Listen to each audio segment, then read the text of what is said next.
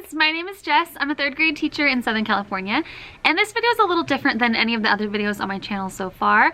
I usually do like a sit-down video where I'm talking about something specific, but I wanted to start doing like a day in the life of a teacher vlog. I think this would be helpful for people who both are teachers, and then maybe if you're not a teacher yet and you're considering becoming a teacher and you want to know kind of like what the day-to-day is like. That's the purpose of this. So I'm gonna try it out. This is my first one. Maybe it'll be terrible and I'll hate it and I'll never do another one, but I'm at least gonna do one and just try out the day in the life of a teacher vlog, and then maybe from here on out there will be more of those. So today is Friday. We are in the middle of state testing, but on Fridays we don't have state testing. On Fridays I get myself Starbucks.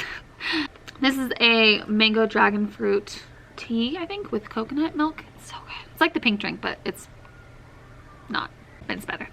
So Fridays on state testing week is a makeup day. So the 3rd graders take 4 different tests.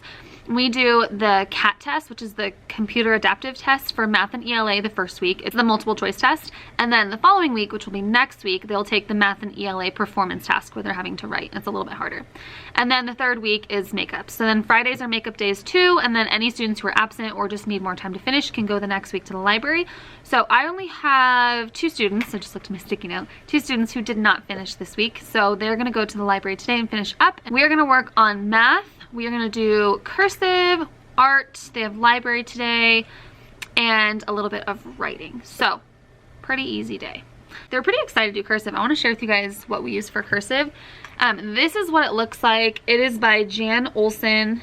It says author of the Handwriting Without Tears curriculum. So I don't know if this is the Handwriting Without Tears curriculum. I don't know. This is one of those things that one of my coworkers has had for like 10 years. So we just use this.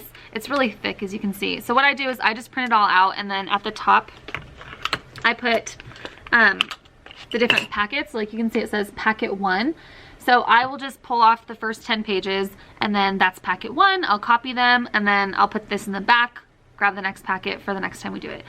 We don't always do cursive. We start with cursive in January, and then just kind of like when we have time we get to it. But during testing week, you know, the nerves are running high. We want to do something that's kind of low stress for the kids, and they really love cursive. So we do cursive a little bit, and then at the same time I've been listening to a podcast with them for kids. I got this idea from Haylee at Hello Mrs. Harwick on Instagram. She is like a tech queen. You should go follow her. And she gave us the idea to start listening to a podcast called Mars Patel. And if you haven't heard of it, it's like a mystery sci-fi, kind of like Stranger Things is what it kind of reminds me of, but like for kids. And it's really, really good. The kids really like it. Although we listened to season 1, I just searched Mars Patel podcast, and like I think an Apple like preview podcast website came up. I don't know. I don't really listen to podcasts.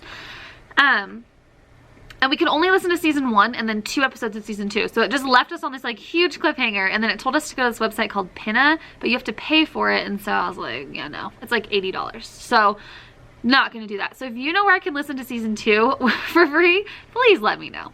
But if you haven't tried podcasting in your classroom, the kids are dead silent, like dead silent, especially during testing time. For some reason, like they're quiet during the test, and then afterwards they just lose their mind. So that's a kind of nice way to do something kind of self-guided, not stressful, just, that's how I feel this week. Just kind of easy after the test, is just kind of like, that's what I picture cursive and podcast time as. And then we also have these little multiplication coloring pictures. So I don't know if you guys can see this, but there's a second page that comes with it. I'll just copy this onto the back. I just haven't copied these yet. So it'll tell you anything that you're going to color red is going to be 3 times 9, 6 times 8, or 7 times 4. So then on this sheet, they'll have to find all the boxes on this page that have those products on them. They'll color it that color, and then after they're done coloring all the boxes, it'll make a picture. So that's also something really easy to do. We like to do this after testing. There's a ton of them. Again, this is one of those things that my coworker has had forever, but there's like 40 of these. Kids really like these. They're still practicing their multiplication, but it's again something easy, stress-free, kind of fun, and then they can listen to the podcast at the same time. So that's what we've been doing after testing this week. Since we don't have testing today, I'm gonna do a regular math lesson with them. We have been working on geometry. We're in our shapes unit, and we have been working on tangrams, which if you're not a teacher, you probably have no idea what that is, because I didn't have any idea before I was teaching. I was like, tangram?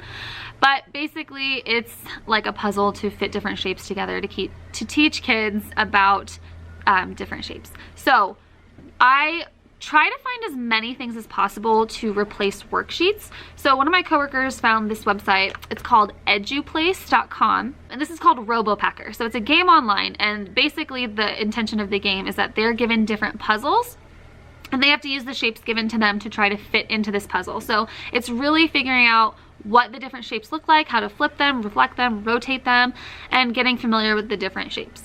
So this looks exactly like what our problem set was going to be like today for our math lesson, but if I can find a way to switch out a worksheet for a game or something more interactive, then that's what I like to do. So to start, God. To start, I have these pattern blocks, and I just put the different shapes that I want them to use in a baggie, and I have 4 baggies because we have 4 houses, and they're gonna work with their houses to get familiar with the shapes first. So I'll have them make different shapes and say, okay, so you're gonna use at least 3 of the different shapes, and you're gonna make a rectangle, or you're gonna make a parallelogram, or you're gonna make a triangle, or whatever it is. So they're gonna have to work on that with their group, and then I'm gonna flip you guys around and show you what that RoboPacker game looks like so that you guys can maybe try it out in your classroom too. All right, so this is what the game looks like. This is the shape that they're given, and this is just level 1. Every time they place these shapes inside of the shape, it will switch to a new shape for them, so they can get a ton of practice with different shapes in there. So they can drag the shape and try to figure out where it's gonna go. So see, if I wanna put this one here, it's not gonna fit. So I'm gonna try to reflect it. That didn't work. There we go. Now I can fit that one there. Oh no, my lights just turned off. So basically they're just gonna fit the shapes in there. So I will finish this one for you.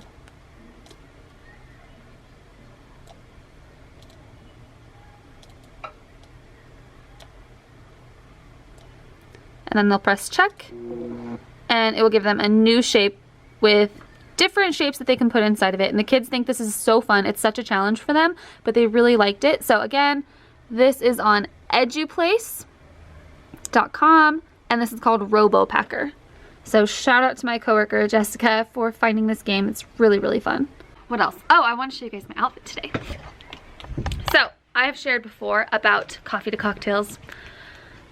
I'm just obsessed. They have the cutest stuff. So if you don't follow them, you should go follow them.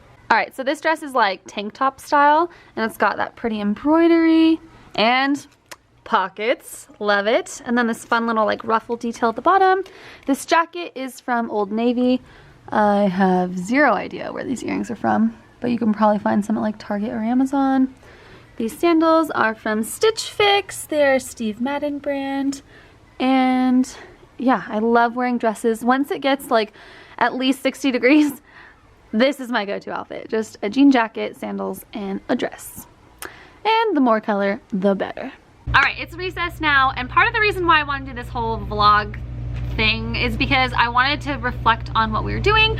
So I wanted to share with you guys how the little like tangram shape thing that we did earlier went, because it went really well. I was originally gonna have my students be in their houses, but instead I wanted to make it more small groups. So I had 7 bags. I just put the rest of the shapes in really quickly, and then I just had them get in groups of 3. I started out by having them separate all the shapes in the bags. They poured them out, they separated them by what the shape was, and it's really easy because all the shapes that are the same are the same color. So that was really simple. And then we talked about what each shape was called and why it was called that. So the different attributes, how many sides it has, how many angles it has, and then if there's more than one name for it. For example, a rhombus is also called a parallelogram. And why is it a parallelogram? We talked about all the different terms. So that was really good. And then I had them make some simple shapes, and then it got harder, and then we did some challenges and then some free time. So I kind of just like did notes as we were going over it so I could share it with you. So the different puzzles I had them make, I don't know if you can even see this, but I just told them how many shapes they needed to have in every different shape that they were gonna make, if that makes sense. So I told them to start off, use 2 shapes to make a rectangle. And then we'd go around and look at it. And then I would have them pause and put all the extra shapes aside for a second and did a gallery walk so they could see what everyone else did. And I really liked doing this because then they could see that not every shape is going to look the same. So then I did 2 shapes to make a triangle, 4 shapes to make a rectangle, 4 shapes to make a triangle, 2 shapes to make a hexagon, 4 shapes to make a decagon, and then 6 shapes to make a hexagon. I really like doing the gallery walk because then my students could see that just because I said a certain shape, it didn't mean that it had to look the way that you made it. So if I said a hexagon, we know a hexagon has 6 sides and 6 angles, but it doesn't have to look like a regular hexagon or a regular polygon. We've been talking about the difference between regular and irregular polygons. And then they would tell their neighbor what shapes they used to make it. So they were practicing using the different vocabulary like trapezoid, rhombus, parallelogram, and getting to touch and actually like physically work with those different shapes was really cool. Not just doing it on a piece of paper, and even not even just doing it on the computer. So that was really helpful, I think. And they had fun, honestly. It was really fun. It was a really cool way to do it. We did the exact same thing we would have done on the worksheet for our like curriculum, but they got to actually physically touch shapes and play with them, and I think that they learned a lot better that way. Oh, and then the challenges that we did, so I said that they needed to use 6 shapes to make a dog. So I want to show you what that looks like. How cute is that? So they did that one, they made the dog, and then I said that they can use any number of shapes to make a plant, a person, and a candy. And they did that one separately, and then we did the gallery walk in between, and they got to see all the different kinds. So again, I'll show you some of the examples. That one's a candy, candy, candy. This was the plant one, that was a rose. These are people.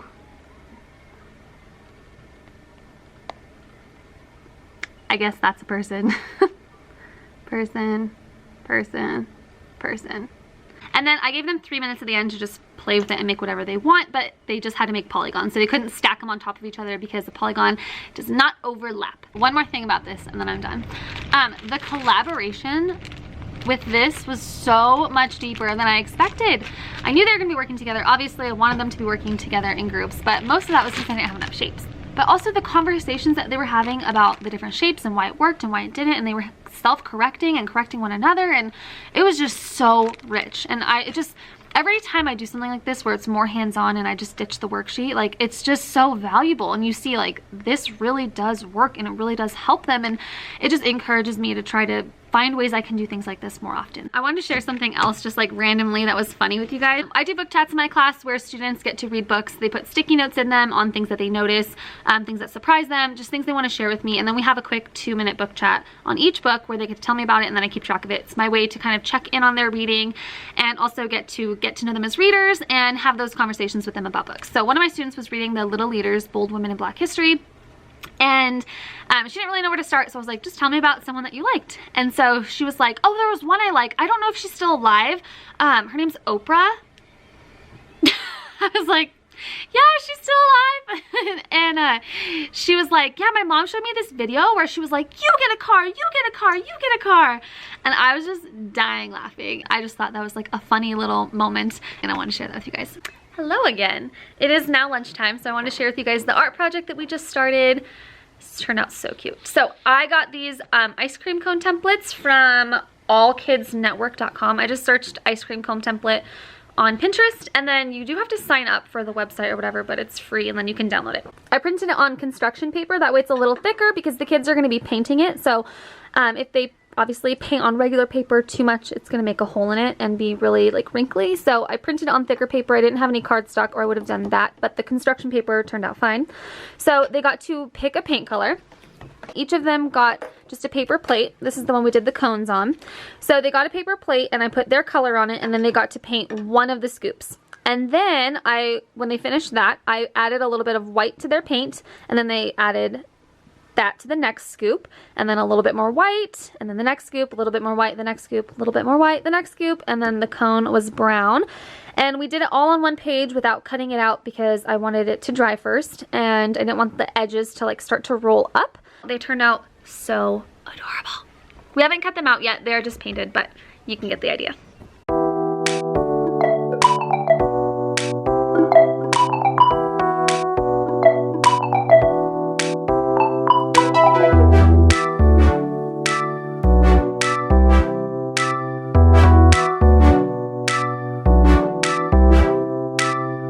Playing with different shades and tints, so it's going to make like an ombre effect for the ice cream cone. It's going to look super cute. After lunch, hopefully it's dry, and we'll cut out all the different pieces of their ice cream cone, and then I thought it would be a good idea to have them put it on black construction paper. So I'm just going to cut the big piece of construction paper in half vertically, and then they will be able to like build their ice cream cone up. I just kept the paper plate back here for them to paint their cones. That way they didn't have to mix paintbrushes, and then I just called back 2 at a time to paint the cones, and then they just left it at their desk, went and rinsed out the paintbrushes because we're in a portable and don't have a sink, and that was it. I will show you after school what the final product looks like.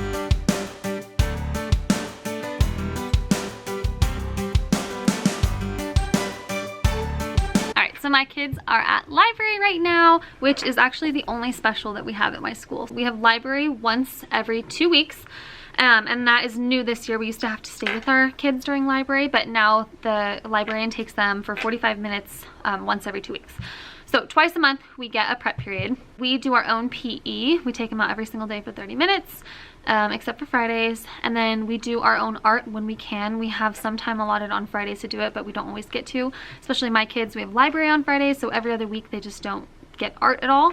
And then we don't have any kind of like music or language or anything like that. So if you're wondering why we're doing like some random ice cream cone art, we just try to make sure that it's a fun time for the kids and they're doing different kinds of art activities, so they're getting exposure to different stuff. Next week I'm gonna try to do a mosaic piece, and I thought it'd be fun to do like a collage with them, so like bring in some magazines and then have them make like a collage with it. They don't get any kind of like art class, so it's kind of a bummer. I'm not super artistic, so I do the best I can. But what I was cutting was the excess black paper from the top and the bottom. That way it just kind of like looks better proportioned. I think they turned out so cute. I think it might be kind of hard to see the different shades because of the lighting in here, but I think it looks really good. I think they turned out so cute. I'm gonna show you guys what they look like.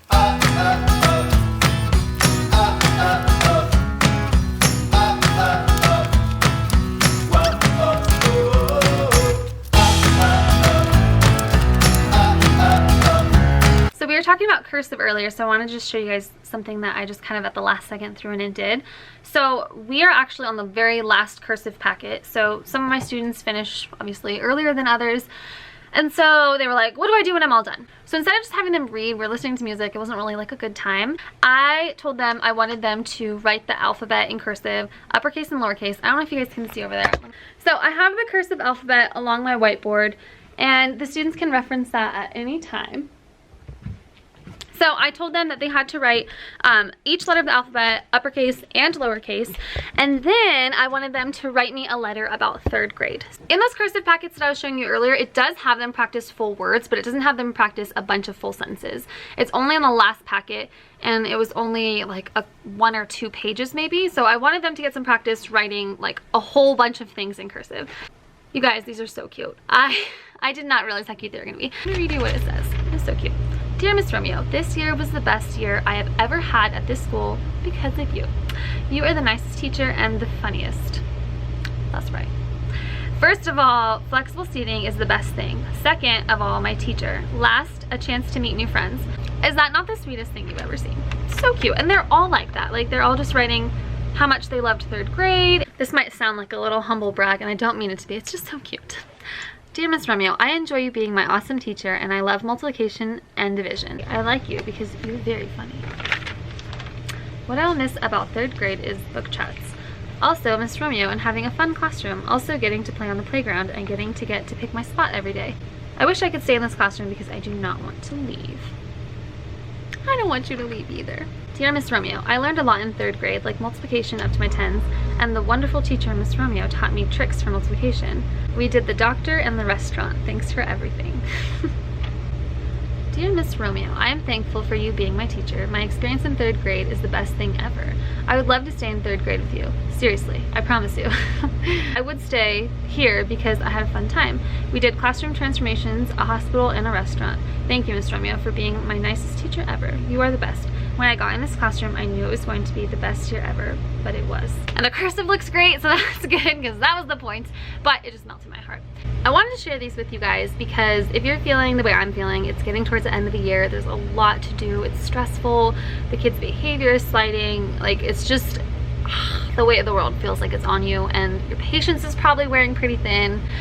And just doing something like this, like giving them an opportunity to write you a letter, oh my goodness, like it just rejuvenates that feeling of like, gosh, what we do matters so much. these kids love you and they need you, and I appreciate you, and thank you for doing this hard work for kids, and it does matter and it is appreciated. And yeah, I don't really know where I'm going with this, but I wanted to just share these with you because I know that I've been feeling like that and a little bit overwhelmed. And so having that reminder of like, oh yeah, this is why you do this. You're here for the kids. In these moments where you're feeling just tired and exhausted and ready for summer, like just remember your why. And I know that sounds so cliche and lame, and maybe it's cliche for a reason or whatever, but at the end of the day, like, at least for me, what makes this all worthwhile and fun is making school a place that kids want to be. Not somewhere they have to be, but somewhere that they genuinely enjoy coming to. And so getting letters like this is just like,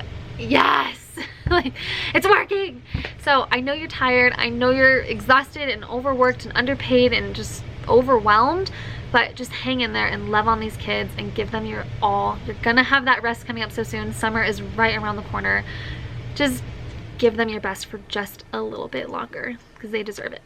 And to my students, I know you guys are watching this, thank you so much for the kind words. It truly means the world to me. I love you guys, and it just makes me so happy that you guys love school. I would like to point out too, my students just found my YouTube channel recently, which is like super embarrassing, but if you guys are watching this, hey, go do your homework or something. Just kidding. But I think it's cute because I cannot be the only one that gets like super roasted by my students. Like, I'll make a joke and one of them will be like, that was really lame. I'm like, yeah, I'm sorry. Most of the time they laugh. They're in 3rd grade, but the older they get and the closer they get to 4th grade, they're like, less and less funny, Miss Romeo, less funny. But it's so cute reading these letters because all of them are like, you're so funny, you're so funny, you're the funniest teacher I've ever had. I'm like, that's what I've been telling y'all. I've been telling y'all that all year.